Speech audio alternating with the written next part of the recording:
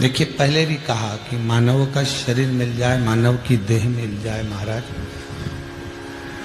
और उस मानव की देह को प्राप्त तो कर लिया हमने पा भी लिया, पर उस मानव की देह को पाने के बाद हम भगवान की शरणागति की ओर चले जाएं, भगवान के चरणों की ओर पहुंच जाएं, इससे बढ़कर कोई सुख नहीं, इससे बढ़कर कोई आनंद नहीं है। शिव की चौखट तक जाना, शंकर के पास पहुंच जाना, ये व्यक्ति का, मनुष्य का अंतिम लक्ष्य है।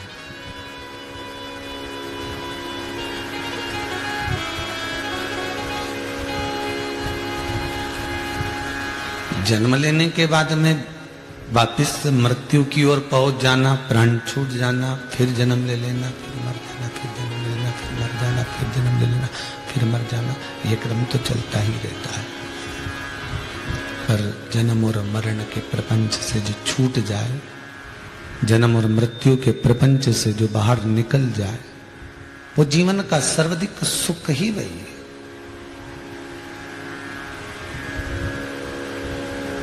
जीवन का सर्वाधिक आनंद ही वही है।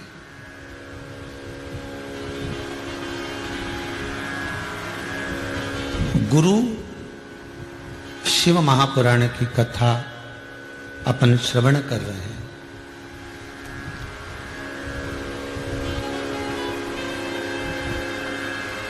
पहले कथा में कहा था 4 गुरु होते हैं। बचपन में माता, जवानी में पिता, अधेड़ी में शिक्षक और बुढ़ापे में सदगुरु होता है। ये 4 अवस्था के 4 गुरुओं का व्याख्यान वर्णन किया गया है। ये 4 अवस्था को संवारने वाले होते हैं। इससे प्रथम की कथा में भी आपको कहा था, बचपन केवल एक मां संवार सकती है, जवानी एक पिता संवार सकता है, अधेड़ी एक शिक्षक संवार सकता है, पर जो अंतिम बिंदु है बुढ़ापा, उस बुढ़ापे को केवल एक सद्गुरु ही संवार सकता है, उसके सिवाय कोई दूसरा नहीं। इसलिए शिव स्मरण में संसार के सारे सुख आप एक और रख दीजिए और बाबा भूत अधिपति भूतेश्वर भगवान शंकर की चरणारविंद की रज एक और रख दीजिए। श्रीमद् भागवत कथा का एक बहुत सुंदर संवाद आपको ध्यान में होगा कि देवऋषि नारद ब्रह्मा जी के पास में जाकर कहते हैं, पिताजी, ब्रह्मदेव के पास में जाकर निवेदन करते हैं, पिताजी मेरे मन का एक संशय है, क्या भागवत इतनी रसवान है कि पापी जीव को तार देती है? ब्रह्मा जी ने कहा, तो मैं उसको पलड़े में तोलना चाहता हूं। जब तक मैं उसको तोलूंगा नहीं तब तक हो सकता है कि मेरे मन में विश्वास ना आए। एक बात आपसे भी कही, पहले भी कही, आज फिर कहते हैं, शिव महापुराण में आपका मन लगे तो आप कथा का रसास्वादन करो।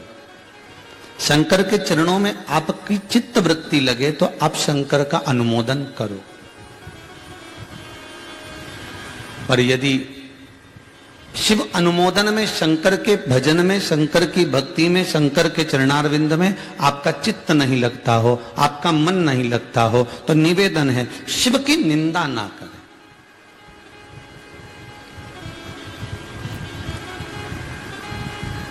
ब्रह्मलोक में तराजू लगाया गया, एक पलड़े में श्रीमद् भागवत पोथी को रखा। ये आपने कथा में सुना होगा भागवत जी में। दूसरे पलड़े में सारे साधन रख दिए गए, धन दौलत संपदा सुख समृद्धि सब कुछ रखा, पर सब साधन रह गए हल्के, पलड़ा झुका कथा अमृत का। ये श्रीमद् भागवत कथा कहती है। उसी तरह दुनिया का सारा साधन, दुनिया का सारा सुख, दुनिया का सारा वैभव, दुनिया की सारी प्रतिष्ठा, दुनिया का सारा जितना वैभव है सबको एक ओर रख दीजिए। दुनिया के सारे वैभव को आप एक ओर, एक पलड़े में रख दीजिए और दूसरे पलड़े में केवल भगवान शंकर के चरणारविंद की रज रख दीजिए।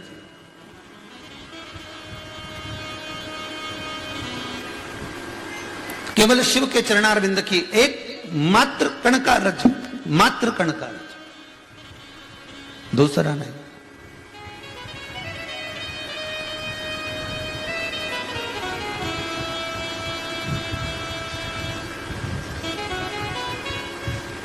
तैतीस कौटि देवता शंकर भगवान के चरणारविंद की मात्र रज पाने के लिए कितने समय तक जलाधारी के सम्मुख में से जहां से पानी निकलता है, आपको पहले भी कथा में बताया कि शिवलिंग और शिवलिंग की जो गोल जलाधारी है और जलाधारी में से जो पानी बहकर बाहर जा रहा है।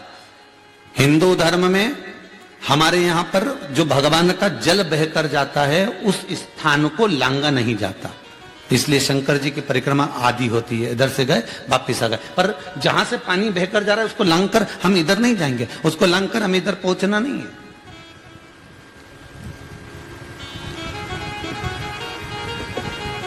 उस जल को हमें लांघना नहीं है, उस जल को केवल हम स्पर्श कर सकते हैं, प्रणाम कर सकते हैं, नमन कर सकते हैं, पर उसको हम लांघे ना।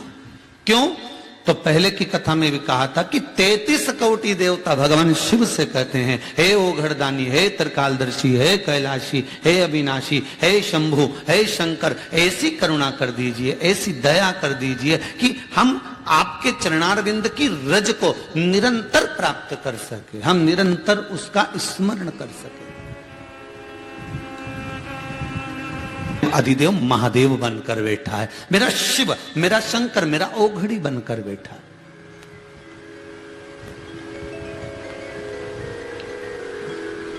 केवल उसके चरणारविंद की रज अगर हमको मिल गई, केवल उसके चरणों का भाग हमको मिल गया तो जीवन तो वैसे सार्थक हो गया।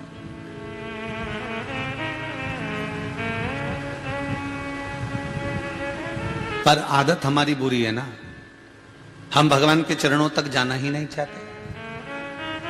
हम भगवान के चरणारविंद तक पहुंचना ही नहीं चाहते, क्योंकि वृत्ति में हमारे गलत भरा हुआ है, सोच में हमारे गलत भरा हुआ है, बुद्धि चित्त में हमारे गलत भरा हुआ है। जैसे एक सहज भाषा में समझो, एक पत्नी अपनी, एक स्त्री अपनी पड़ोसन से बोली, मैं मेरे पति से बहुत परेशान हो गई।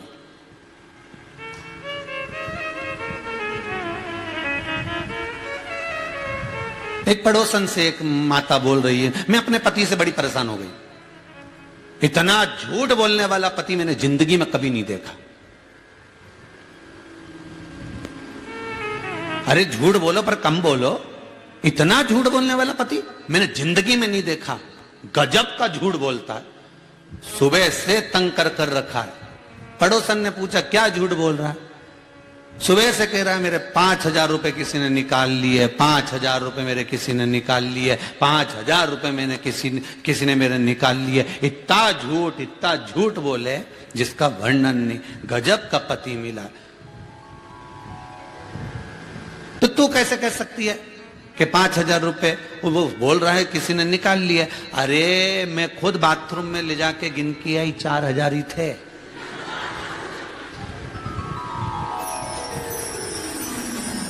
अब बताओ ऐसे पति के साथ कैसे जिंदगी निकालूंगी? इतना झूठा व्यक्ति, इतना झूठा व्यक्ति, इसके साथ मैं अपनी जिंदगी कैसे निकालूं? अब तुम बताओ।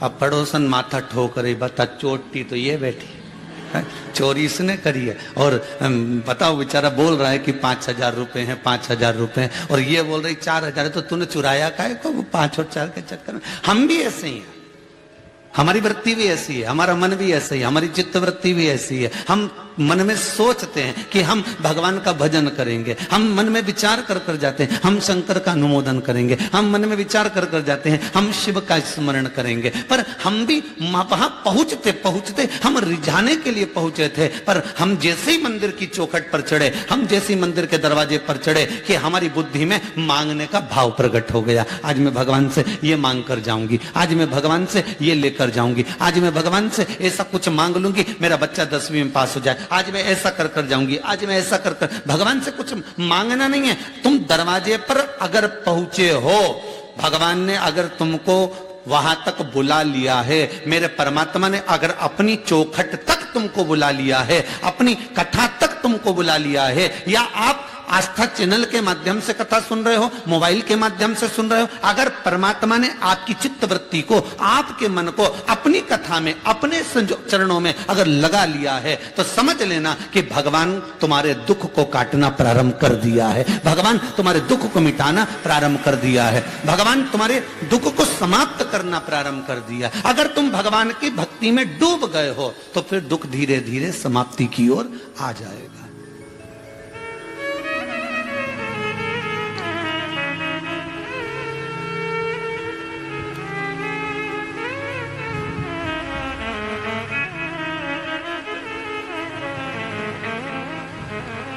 जिस समय पर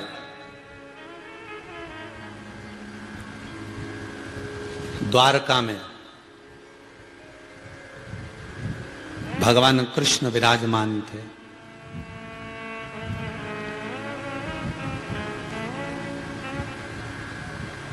आज माता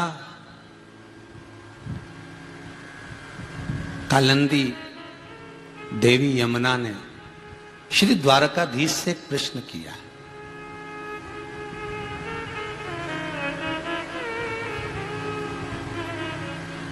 द्वारकानाथ आज आप बड़े मौन हो, आज आपके भीतर मुझे ऐसा लगता है कि कुछ हलचल मची हुई है, आज आप बड़े मौन से दिख रहे हो। द्वारकानाथ आपके मौन का कारण क्या है?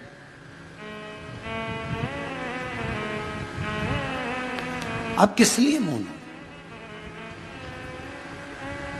द्वारकाधीश ने कहा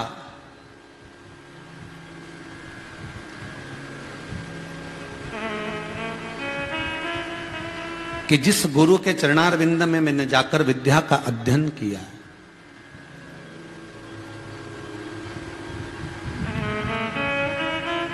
जिस गुरु के चरणारविंद में बैठकर मैंने ज्ञान प्राप्त करा है, उस गुरु से छूटे मुझे बहुत वर्ष हो गए, पर आज मेरे गुरु का, मेरा जीवन, मेरे गुरु की आज मुझे भक्ति का जो भाव प्रकट हुआ है, शायद मैं गुरु के करीब में होता तभी भी उनको जान नहीं पाता, तभी भी मैं उनको पहचान नहीं पाता।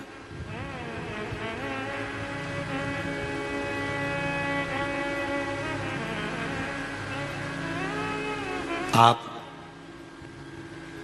एक प्रसंग बड़ा सुंदर आप लोगों ने श्रवण किया होगा कि सांदीपनी ऋषि के आश्रम में भगवान कृष्ण ने विद्या का अध्ययन किया,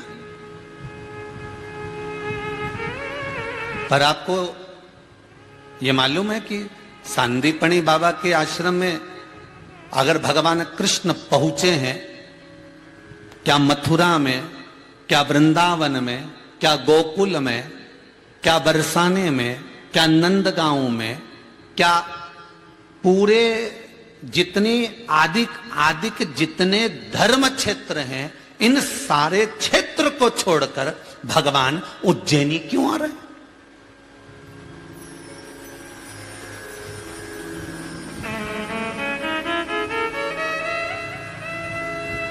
अच्छा सत्य बात बताना भाई, जितने लोग भी आप कथा श्रवण कर रहे हैं आस्था चैनल पर या मोबाइल पर, उनसे दिल की बात पूछना चाहता हूं, अच्छे से बोलना कि पहले के समय में लोग अगर अध्ययन के लिए जाते थे तो कहां जाते थे? काशी जाते थे कि नहीं जाते थे?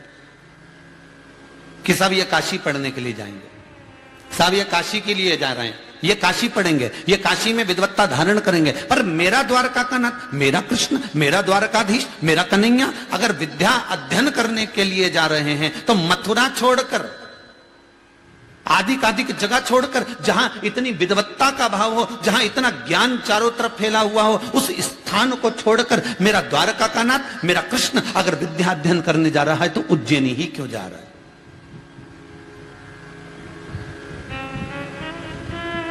मेरा द्वारका का नाथ, मेरा कृष्ण उज्जैनी क्यों पहुंच रहा है?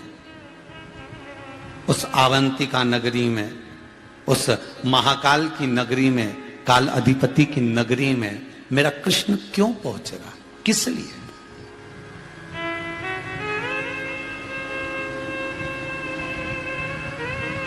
ये कोई सांदीपनी ऋषि कोई साधारण ऋषि नहीं है। 2-3 तरह का सोना होता है। एक सोने में जरा खार ज्यादा होता है ना, तो वो चमकता कम है। बोलो सही है कि गलत है? एक सोने में और ज्यादा खार होगा तो बिल्कुल नहीं चमकेगा। असली जो सोना होता है, एकदम असली सोना, जिसको खूब तपाया गया हो, और खूब खूब तपाया गया,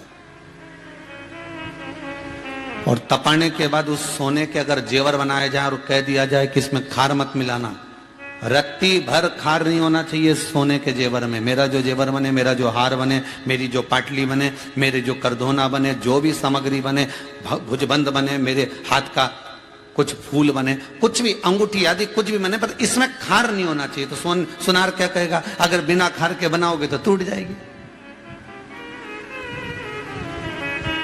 इसमें थोड़ा ना थोड़ा तो खार होना चाहिए। तो सुनार कहेगा कि इसमें थोड़ा सा खार मिलाइए, जरूर मिलाइए। पर आप कहो कि नहीं, हमें तो बिल्कुल चमकने वाला चाहिए और ओरिजिनल सोना चाहिए, तो वो बना देगा। पर वो अंगूठी, वो चेन, वो तगड़ी, वो भुजबंद अगर असली सोने का बना है और उसमें कोई खार तत्व नहीं है, उसमें कुछ मिलाया नहीं गया है, तो वो चमकेगा तो खूब, पर टूट जल्दी जाएगा, टूट जल्दी जाएगा। भगवान कृष्ण अगर द्वारकाधीश, मेरे कन्हैया, मेरे ठाकुर अगर जा रहे हैं सांदीपन बाबा के आश्रम में पढ़ने के लिए, तो कोई सांदीपनी ऋषि कोई साधारण नहीं हो सकते। जो अवंतिका क्षेत्र में निवास कर रहे हैं, महाकाल की नगरी में रह रहे हैं, काल अधिपति की नगरी में रह रहे हैं, क्योंकि काल अधिपति की नगरी में वही विराजमान हो सकता है जिसने काल अधिपति के काल को समझा होगा।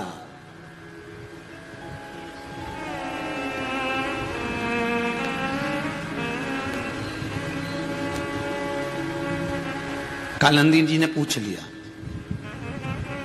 आपसे भी निवेदन है, कभी कभी अपने पति से पूछा करो तुम्हारा गुरु कौन है। आप में से कितनी पत्नियां हैं, जितने लोग भी कथा सुन रहे हैं, कभी कभी तो पूछ लिया करो तुम्हारा गुरु कौन है।